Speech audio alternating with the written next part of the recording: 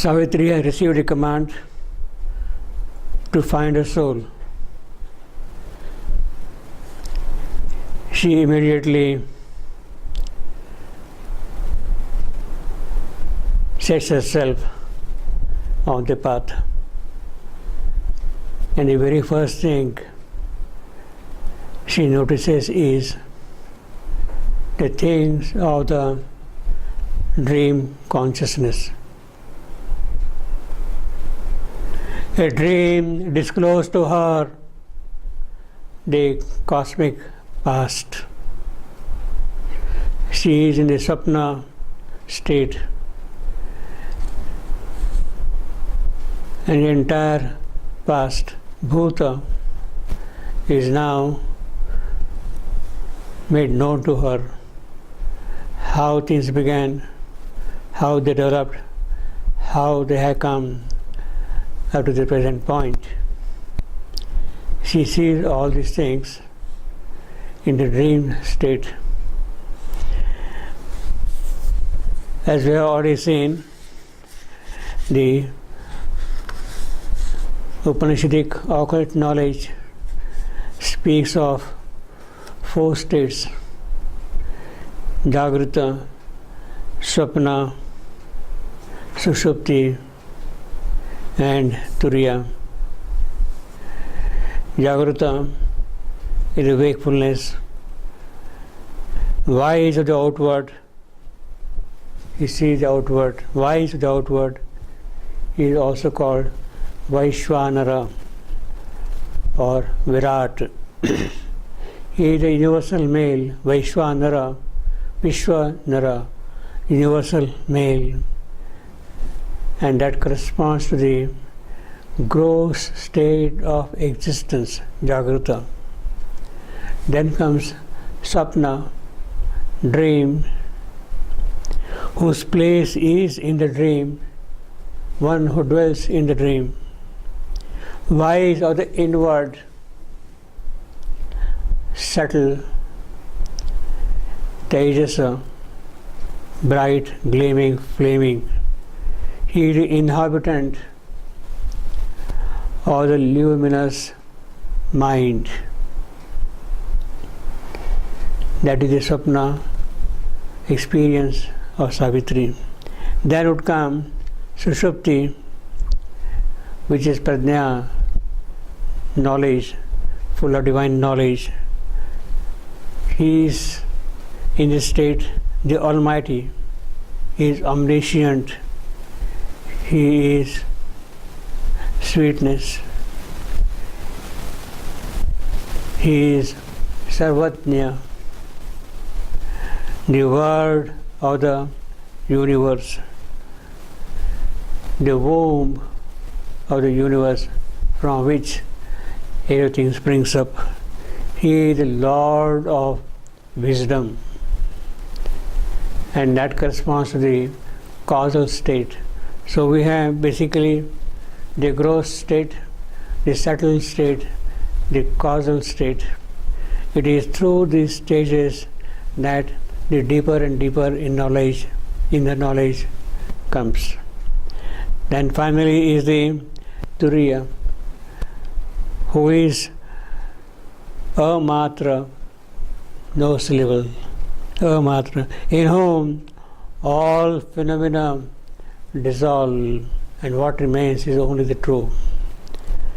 Who is calm, who is incommunicable. He is the good, he is the one, single. So we have got Jagrata, Swapna, Sushupti, Turiya. Correspondingly, the descriptions are of Virata, Hiranyagarbha, Prajnanagana, and Om, the 4 states: the waker, the dreamer, the sleeper, the ineffable. These are the 4 poises of the transcendent, inexpressible. So Savitri has entered into the dream state. Who is this God who sees dreams. Who is this God who sees his dreams? That is what the Prashnopanishad asks. It poses this question, who is this God who sees this dream world? He is, of course, the Hiranyagarbha, the womb from which things come out, the womb where the seeds are present, and it is the seeds from which things will sprout and grow and expand, will reach finally jnana, knowledge of the truth idea, the truth force. That is what he will come to know.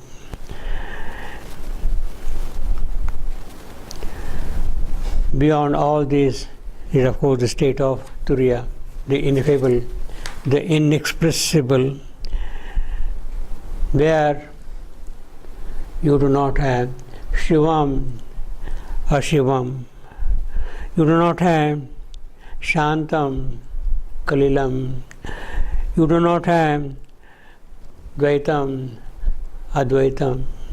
There is no good, there is no evil. There is no calm, there is no chaos, there is no duality, there is no unity. That is the ineffable state. Now all these four states, Savitri has entered into just the first step, dreamer, below the waking consciousness, Jagrata. She is now seeing, she is in the dream state. And it is that dream which discloses to her the beginning of this creation, the past, the cosmic past, the universal beginning of things in this process of manifestation from down below going upward. A dream disclosed to her the cosmic past. In the indeterminate formlessness of self, creation took its first mysterious steps.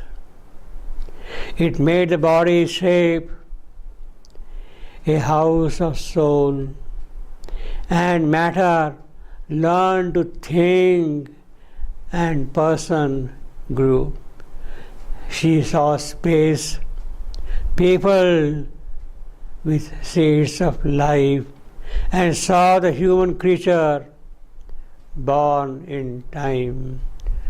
So in quick 3 lines, we have the entire sequence of evolution described here quickly, suggestively, and of course with all the implications of the phrases present in them. Creation took its first mysterious steps. How it happened, what made it happen, how things will progress onward, that remains always a mystery. Why? Because it started with the indeterminate state, the infinite, which is not expressed at all anywhere in any form, infinite, which is a point, which has not grown up, which has not blown up, which has not flowered. It is that indeterminate state. In the indeterminate formlessness of self, no form is there, no shape is there, no features are there, no qualities are there, no quantity is there, no character is there. That is how things began, from the utter void. And it is from that state, what is happening? Creation took its first mysterious steps. It made the body shape. The first thing which it has done is to create a shape of the body, a form, a contour, a container, a vessel, to hold what? To hold eventually the soul. A body is formed and a vessel is created. It will contain the divine substance, the divine quality, the divine flame, the divine possibilities. The body's shape has come already into existence. That is the first step of evolution, appearance of the body. It made the body shape a house of soul, and matter learned to think, and person grew. What was indeterminate, what was formless, it has taken a form. It has become a material determinate to house the soul eventually. And this matter, the first step in this creation, this matter already started thinking. A material mind is present there, and it starts seeing the possibilities of its own future, of its own growth. And matter learned to think, and person grew. She saw space. It is not now just empty void. It is an extension of consciousness, the material consciousness. In that material space, she saw now the seeds of life, sprouting of the seeds of life, and saw the human creature born in the sequence of time, in the growth of time, in the march of time, in the progress of time. So you have basically matter as a starting point, then you have got life, then you have got mind. Already the beginning from the indeterminate state has produced in her dream state these three conditions. Out of the void, out of the indeterminate, out of the formlessness has come matter. Matter has now provided a base, an occasion for life to appear and grow in her dynamism. That is what has happened. Once life is established, then there is a possibility of the mind entering into the life in matter. So mind enters now into life which is present in matter. It is not that mind can enter directly into matter. When life is established into matter, then mind can come and work under these conditions. So these are the three basic steps by which the creation began. Formation of matter, appearance of life, growing of the mental faculty in this material creation. In the indeterminate formlessness of self, creation took its first mysterious steps. It made the body shape a house of soul, and matter learned to think, and person grew. She saw space peopled with the seeds of life, and saw the human creature born in time. At first appeared a dim, half-neutral tide of being emerging out of infinite naught. A consciousness looked at the inconscient vast, and pleasure and pain stirred in the insensible void. So this is the early beginning of pleasure and pain. When matter is seeded with life, it is there that the sensibility of life starts appearing in matter. But it is a double sensibility. It is both pleasure and pain. That is the character of matter entering into life.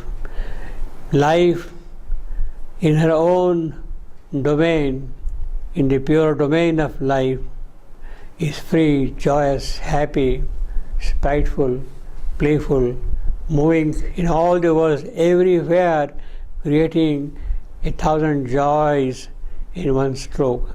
She doesn't suffer pain. There is no question of anguish, no question of death also there. But when life enters into matter, then because of the nature of matter, and because life has to adapt herself in matter, there is the appearance of pleasure and pain. In fact, life in matter immediately meets the response of death. Death comes from the inconscient and challenges the appearance, the entry of life in matter. Life is stunned by the presence of death in that condition. Pleasure and pain have now appeared because it has entered into matter. At first appeared a dim, half neutral tide, half neutral because of the insensibility of matter and the sensibility of life interacting with that. So there is a kind of a clash, there is a kind of a struggle between the two, and therefore there are both pleasure and pain. Of being emerging out of infinite naught, a consciousness looked at the inconscient vast. Something has happened, some awareness has come up, the mental faculty has woken up, and with that consciousness he sees what? Everywhere inconscience, inconscience, inconscience. That is the condition in which the present existence has arrived to the condition. And pleasure and pain stirred in the insensible void. All was a deed of a blind world energy. The Shakti, who is blind, Andha Shakti, she does not know how to move because of the inconscience. And it is she who is working out all the steps, matter, life, mind, and therefore it is a deed of blind world energy.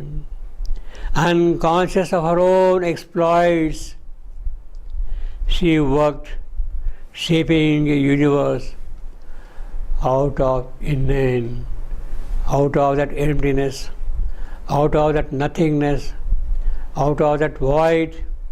It is that world energy, Apara Shakti, who has created this form in the material creation. She is she who has brought out matter, who has brought out life, who has brought out the mental faculty. And it is her work which has come up to this point. She does not know in what direction to move, yet there is something in her which keeps on telling her, go this way, do this, do this, do this. And gradually these three steps have appeared. Now, this must have taken ages and ages to happen. Cycles of time, of evolution, billions of years. We do not know how long this process has been going on, what amount of energy, what kind of struggle this world energy had to put to bring out first matter out of nothingness. Out of this matter where there is no apparent life, to bring out life. Out of this insensible life in matter, to bring out the faculty of awareness. It must have taken ages and ages and ages for her to come to this point. There is no record of it, but her work is tireless, persistent also, and it looks as if she is not in a hurry. But now, after arriving at the stage of the mental being, mind in life and matter, things can move slightly different. There can be a conscious participation of this mental being in her work, and things can move swiftly.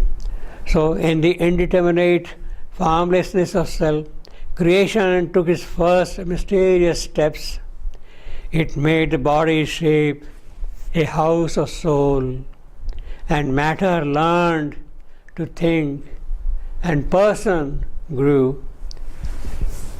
She saw space people with the seeds of life and saw the human creature born in time. This is what Savitri sees in a dream, the cosmic past which has brought human creature in time. At first appeared a dim, half-neutral tide of being emerging out of infinite naught, out of infinite nothingness, out of total void, of being emerging out of infinite naught. A consciousness looked at the inconscient vast, and pleasure and pain stirred in the insensible void. All was the deed of a blind world energy. Unconscious of her own exploits, she worked, shaping the universe out of the inane. She has shaped this universe, matter, life, mind. She has shaped it out of the inane, out of the emptiness which was there to begin with.